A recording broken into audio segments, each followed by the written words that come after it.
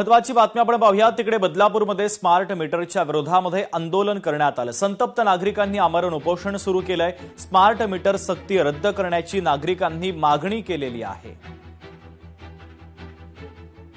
चौथ्या मुंबईच्या दिशेने वाटचाल करणाऱ्या या बदलापूर शहरामध्ये प्रामुख्याने मुंबईतून आलेला नोकरदार वर्ग जो आहे, जो सकाळी कामावर जातो आणि संध्याकाळी घरी येतो, कुठेही विजेचा जो वापर आहे तो केला जात नाही।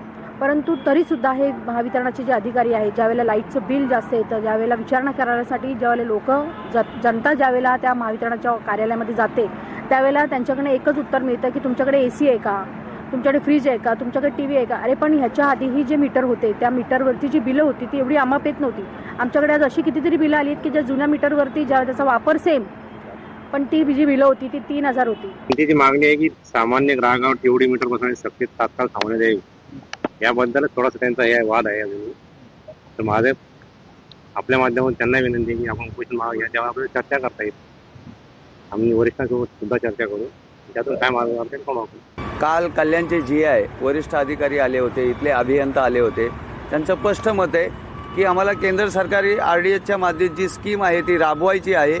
आम्ही कुठल्याही इथल्या राज्य सरकारचं मुख्यमंत्री असो किंवा कोणाचं आम्ही ऐकणार नाहीये आणि आम्हाला जबरदस्ती हे मीटर बसवायचं टार्गेटच दिलेलं आहे। ॲक्च्युली मला एक दोन फंडात नाही समजत, टेंडर आहे अडाणीचा आणि सेल्समॅनिगिरी करते हे लोक, अडाणीचा कुठलाही माणूस येत नाही आणि तुमची लाईट चालू करणे बंद करणे हे महावितरणाच्या कुठल्याही अधिकाऱ्याच्या हातात नाहीये।